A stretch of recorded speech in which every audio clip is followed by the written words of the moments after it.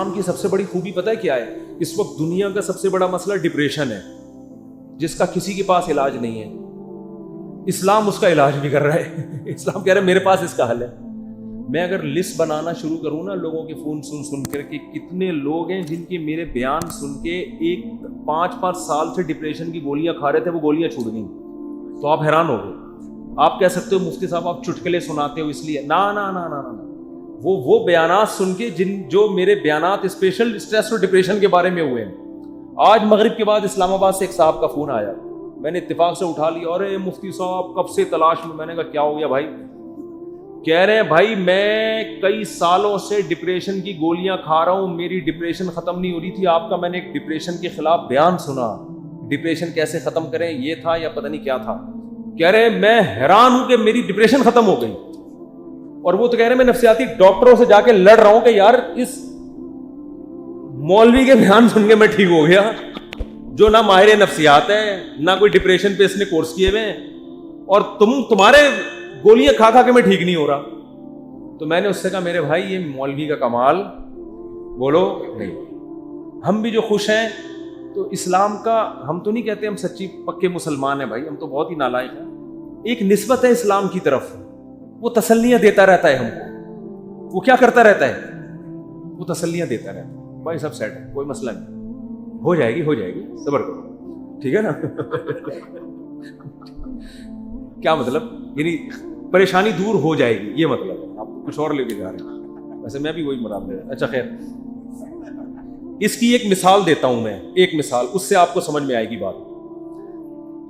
کبھی کبھار نا مجھے جوش چڑھتا ہے تو میں فون اٹھا، ابھی بہت عرصے کے بعد میں نے فون سننا شروع کر دی ہے، لیکن پھر وہ بھی اس لیے کہ اتنی بھرمار ہو جاتی ہے نا کہ لوگوں کی ٹینشنیں سن کے آدمی بھی تھک جاتا ہے، پھر میں بند کر کے رکھ دیتا ہوں۔ ابھی میں بالکل موبائل لیس ہو گیا، میری زندگی سے موبائل نکل گیا، تو میں نے کہا بالکل میں ویسا ہو گیا ہوں جب نیا موبائل ایجاد ہوا تھا، صحیح ہے نا؟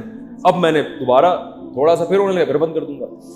تو میں نے فون سنا تو کسی نے مجھے کال کر کے بتایا، ایک خاتون نے کہا کہ میرے ایک بچے بیمار پیدا ہوا معذور، دوسرا بھی اب مجھے دوبارہ ولادت ہونے والی ہے، میں اتنی ٹینشن میں ہوں کہ تیسرا معذور بچہ پیدا ہو، اور ٹینشن سے میری حالت ایسی ہو گئی، میں گولیاں کھا رہی ہوں، یوں کر رہی ہوں، اور میں جناب وظیفے پڑھ رہی ہوں۔ اور پھر مجھے کہنے لگی میں نے رات کو اتنا لمبا وظیفہ پڑھ کے جب میں سوئی تو مجھے خواب آیا۔ میں نے کہا میں نے بہت سن لی، اب آپ خاموش ہو جائیں۔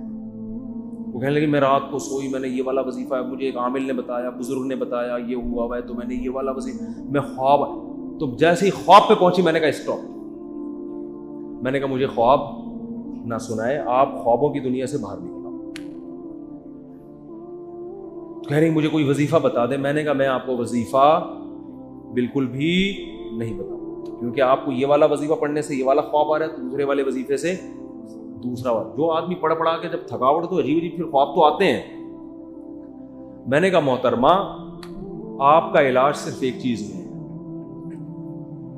آپ نے یہ کیوں فرض کر لیا کہ معذور بچہ مجھے کسی قیمت پہ نہیں چاہیے؟ یہ سوچ غلط ہے، آپ خدا سے لڑ رہی ہو۔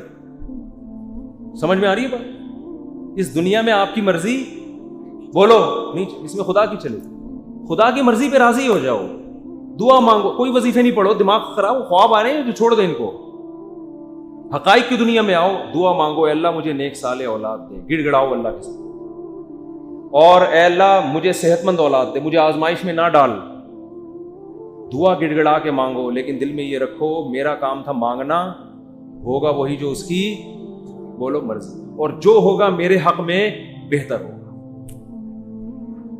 میرا خدا میرے ساتھ غلط۔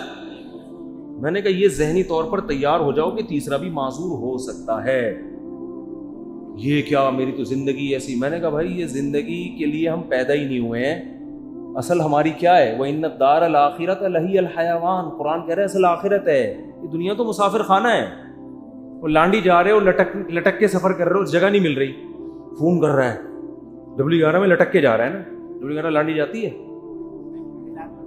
کہاں جا رہی ہے آج کل؟ ٹاور تو جاتی ہے، اس سے آگے نہیں جا رہی، کیا فائدہ W11 کہ ہم فضائل سن ہیں۔ احسن آباد سے آپ W11 میں بیٹھے، جگہ نہیں ملی، لٹک کے جا رہے ہیں، آپ گانوں کی آواز آپ کو کھڑکی سے ہوتی ہوئی آ رہی ہے، W11 میں تو لوگ گانے سننے کے لیے بیٹھتے ہیں۔ آپ کو مزہ ہی نہیں آ رہا، اور پھر پاؤں میں کھڑے ہوئے آپ، اب آپ ادھر فون کر رہے ہیں ادھر فون کر رہے ہیں، مفتی صاحب کوئی وظیفہ بتا دیں سیٹ مل جائے. میں کیا بولوں گا، ابے بھائی ٹاور اتر جائے گی گاڑی، صبر کر لے تھوڑا سا، جو بیٹھے ہوئے وہ بھی ٹاور پہ اتریں گے، تیرا باپ بھی ٹاور پہ اترے گا. تمیز سے اگر سمجھ میں نہیں آئے گی یہ بولوں گا نا، اتر جائے گا ٹاور پہ، صبر کر لے. وہ کہہ رہا نہیں وہ اس کھڑکی میں جو بیٹھا ہوا اتنے مزے سے وہ تو سب کچھ دیکھ رہا ہے بھائی، کھڑکی میں ہوا بھی آ رہی ہے، اس کو کرایہ میں نے بھی اتنا دیا، خدا کیا نا انصافی کر رہا ہے، اس کو کھڑکی ڈرائیور کے ساتھ بٹھا دیا اور مجھے لٹکا دیا. خدا کہے گا بھائی وہ جو وہاں بیٹھا ہوا ہے نا، تو پھر بھی 2 منٹ میں آرام سے اتر کے چلا جائے گا، وہ جو وہاں گھسا ہوا ہے اس کو نکلتے نکلتے 2 دفعہ جیب کٹے گی اس کی.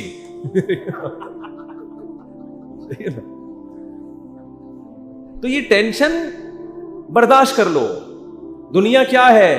مسافر خانہ ہے. تو میں نے کہا اس کے علاوہ، کیونکہ یہ ٹینشن ہی کوئی دوسری ٹینشن کھڑی ہو جائے گی. پھر میں نے اس خاتون سے کہا، میں نے کہا آپ کا معذور بچہ پیدا ہو، اور وہ معذوری بھی ناقابل برداشت نہیں تھی، تو آپ یہ سوچ لو کہ دنیا میں بہت سے لوگ ایسے ہیں جو اس سے بھی زیادہ ٹینشنوں میں ہیں. میں نے کہا آپ کا شوہر اچھا ہے، آپ کو کھلا رہا ہے پلا رہا ہے، سسرال سپورٹ کر رہا ہے، بچوں میں ایک فالٹ پیدا ہو رہا ہے، اس سے بھی بڑی بڑی ٹینشنیں، ایسے ایسے میاں ملے ہوئے ہیں، مارتے ہیں پیٹتے ہیں، زندگی عذاب بنائی ہوئی ہے. ان عورتوں سے پوچھو گے تو وہ کہیں گی اللہ اس شوہر سے جان چھڑا دے، بے شک معذور بچہ پیدا ہو جائے، اس ساس سے جان چھڑا دے.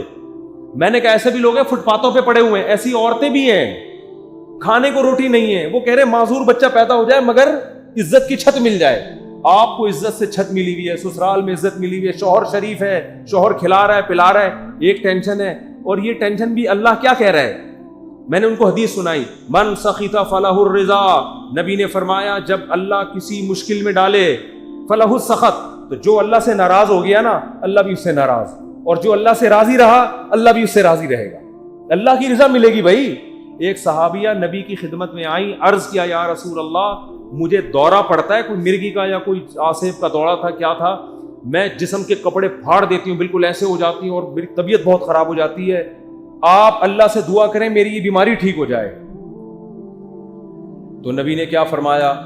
فرمایا ٹھیک ہے میں اللہ سے دعا کروں گا تمہاری بیماری ٹھیک ہو جائے گی، لیکن پھر جنت کی گارنٹی نہیں، پھر جنت کی گارنٹی نہیں ہے. عمل ہے، اچھا عمل ہوا تو جنت، میزان کا ترازو بھاری ہو گیا، نہیں ہوا تو کیا جہنم. لیکن اگر تم اس بیماری پہ صبر کرو اور اس اللہ کی تقدیر پہ راضی ہو جاؤ، جنت کی گارنٹی. کیونکہ اس صبر پہ جو تمہیں اجر ملے گا نا وہ اتنا بھاری ہوگا کہ اگر زندگی میں کچھ گناہ ہوئے بھی تو یہ نیکی ان گناہوں کو کیا کرے گی؟ کھا جائے. پھر جنت کی گارنٹی ہے. ان صحابیوں نے عرض کیا یا رسول اللہ جنت کی گارنٹی چاہیے، بے شک یہ بیماری ختم نہ ہو. بات آ رہی ہے سمجھ؟ اب اس خاتون کو ڈپریشن کیا ہو گئی، یعنی جو صحابیاں تھیں ان کو ڈپریشن ختم، بس اس بیماری کو گزارا کر، اسی میں گزارا کرنا ہے، اسی میں گزارا. اور جب انسان صبر کی ٹھان لیتا ہے تو قرآن کہتا ہے کہ اللہ کی طرف سے تسلیاں ملتی ہیں، تھپکیاں ملتی رہتی ہیں، اللہ بھی اس کا ہاتھ تھامتے ہیں. جیسے قرآن میں آتا ہے وَرَبَطْنَا عَلَىٰ قَلْبِهَا لولا الربطنا، کیا ہے ان کادت لتبدی بِهِ لولا الربطنا عَلَىٰ قَلْبِهَا. حضرت موسیٰ کی ماں نے جب اپنے بچے کو، بس یہ آخری بات کر کے بیان ختم کرتا ہوں، اپنے بچے کو صندوق میں ڈالا نا اللہ کے حکم پہ، تو قرآن کہہ رہا ہے موسیٰ کی ماں کا دل صبر سے کیا ہو گیا؟ خالی. لیکن اللہ کا حکم تھا اس کو صندوق میں ڈالو. اب ماں کیسے ڈالے بھائی اپنے ہاتھ سے، اور وہ بھی دریا کے حوالے. اور قرآن کہہ رہا ہے وہ صندوق گیا کہاں؟ فرعون کے گھر میں. موسیٰ علیہ السلام کی ماں کو اطلاع دے دی ان کی بیٹی نے، تو فرعون نے اٹھا لیا.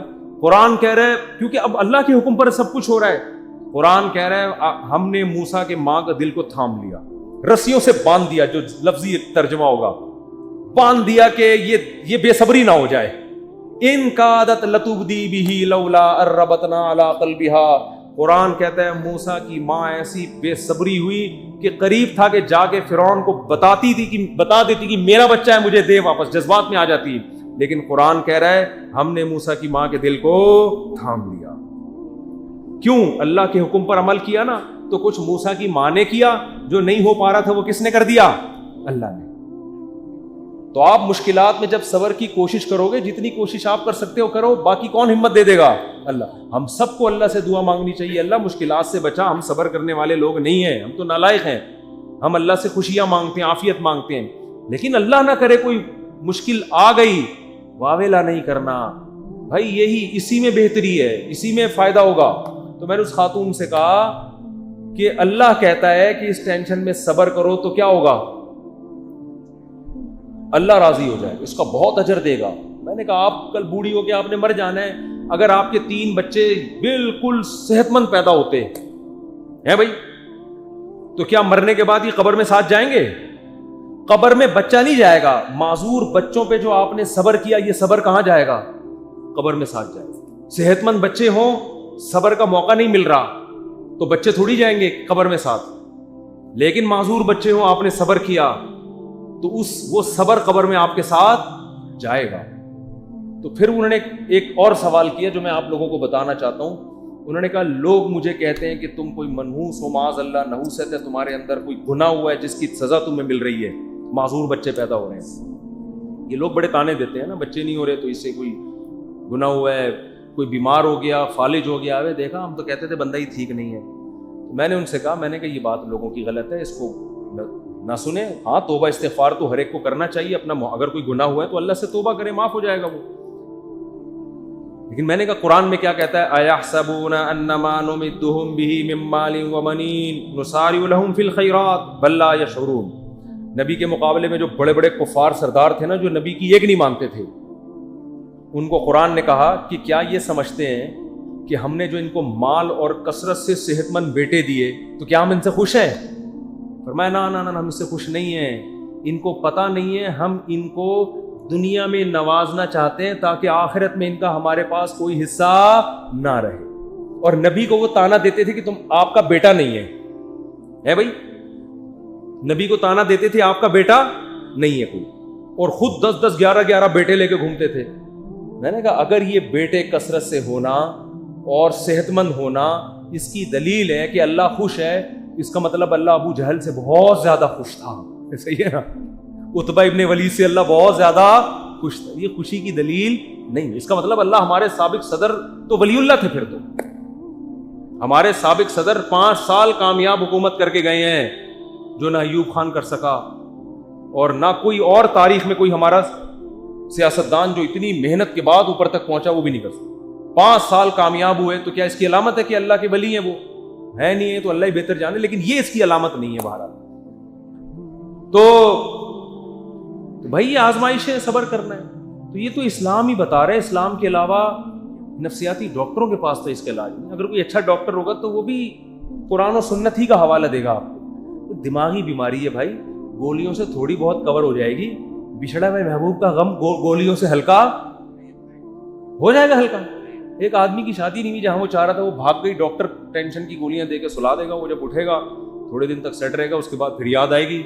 گولی کو کیا پتا کہ اس کے ساتھ اصل مسئلہ ہے کیا, گولی کو کیا پتا اس کے ساتھ اصل مسئلہ ہے کیا. گولی کو تھوڑی پتا, وہ ٹینشن کی گولی تو سلا دے گی, تھوڑے کیمیکل اوپر نیچے کر دے گی, اس سے تھوڑا سا ریلیکس ہو جائیں گے آپ. پھر جب خیال آئے گا یار وہ پھر آئے گی, تو پھر وہ ڈاکٹر پھر سلا دے گا آپ کو ٹیکا لگا کے. ڈاکٹر بیچارہ وہ اپنی لحاظ سے صحیح کر رہا ہے, وہ کہہ رہا ہے میرے پاس تو یہ آپشن ہے, میری جب بھاگی تھی تو میں نے بھی یہی کیا تھا. یہی ہے, یہ حل نہیں ہے. دماغ میں ٹینشن سے جو بیماری پیدا ہوئی ہے تو اس کا علاج کیا ہے بھائی؟ ٹینشن سے تو نکلو. پہلے آپ کو اچار کھانے سے گلا خراب ہوا تو اب گلا ٹھیک جب تک نہیں ہوگا جب تک پہلے اچار کھانا چھوڑو گے نہیں. وہ کھا رہے ہو آپ اور پھر غرارے بھی کر رہے ہو, گلا تو عجیب کنفیوز ہو جائے گا, یار یہ ہو کیا رہا ہے میرے ساتھ. تو اس ٹینشن سے تو یہی حل ہے.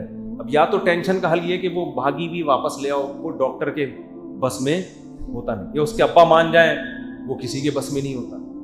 تو پھر یہی ہے بھائی, دنیا مسافر خانہ ہے گئی, تو ویسے بھی بڈھے ہو جانے تھے.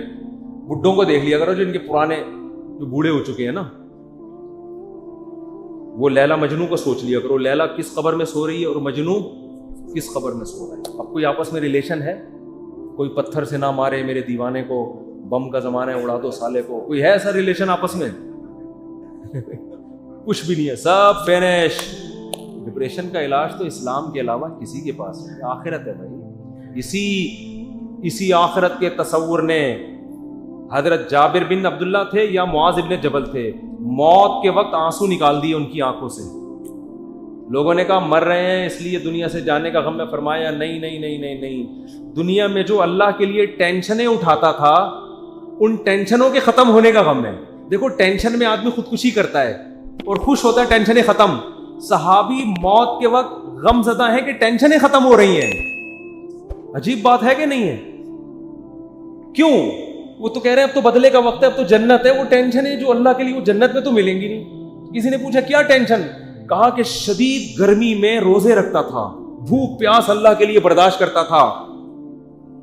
اس بھوک اور پیاس کی ٹینشن میں جو ایک سکون ملتا تھا کہ میرا رب مجھے دیکھ رہا ہے. افطاری میں جب آپ شدید بھوکے پیاسے ہوتے ہیں, مجھے تو بڑا اچھا لگتا ہے جب گرمیوں کے روزے, تو کم گرمیاں ہو گئی, بچپن میں جو ہم چھوٹے تھے نا اس کو گرمیوں کے روزے تھے بہت شدید. اب تو اے سی آ گئے گھروں میں, سہولتیں ہو گئی, اس وقت بہت کم ہوتی تھی. ہم تو چھوٹے بہت کم عمری میں ہم نے روزے شروع کر دیے تھے. ہمیں یاد ہے اس وقت شدید گرمی میں کراچی کی جون کے روزے ہم اسکول میں رکھ کے آتے تھے تو نا شدید پیاس سے ڈھال ہوتے تھے. 1 یا 2 بجے کا ٹائم ہوتا تھا, پھر ہم نکل جاتے تھے محلے میں. تھڑے نہیں ہوتے, پیپل کا درخت تھا, اس کے نیچے ایک تھڑا تھا, 2-4 درخت تھے, وہاں تھڑے پہ سارے روزے دار آ کے لیٹے, کوئی یوں پڑا ہوا ہے, کوئی یوں پڑا. ہماری مسجد کے امام صاحب آ کے لیٹ جاتے تھے, لڑکوں سے بولتے جا بھائی ٹھنڈا پانی لے کر آ میرے سر پہ ڈال. تو لڑکے مسجد کے امام کی خدمت کر رہے ہوتے, ان کے سروں پہ ٹھنڈے پانی کچھ جو بچ گیا وہ اپنے تولیے گیلے کر کے. اتنی پیاس لگتی تھی. پیدل, اسکول بھی ہمارا بہت دور تھا, پیدل جا رہے ہیں پیدل آ رہے ہیں. اب پڑے میں کوئی کام نہیں ہو رہا, لیکن اللہ کو یہ ادا پسند نہیں آئے گی کہ یار یہ آخرت پہ صرف زبان سے یقین نہیں رکھتے, اپنے عمل سے بتا رہے ہیں کہ ہم آخرت کو مان. پھر ہم نہانے جاتے تھے نا, ہمیں اندازہ ہوتا کتنا ٹھنڈا پانی اوپر گرتا تھا, ایک قطرہ حلق میں نہیں نگل رہے.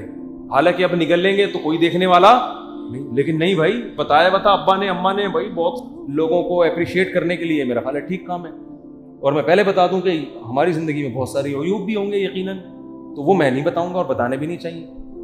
تو اس لیے یہ نہ سمجھیں کہ بہت ہی کوئی پہنچے ہوئے ولی اللہ ہیں, ایسے ہی ہیں جیسے آپ لوگ ہیں, ٹھیک ہے نا. اور ہو سکتا ہے آپ ہم سے اچھے ہوں.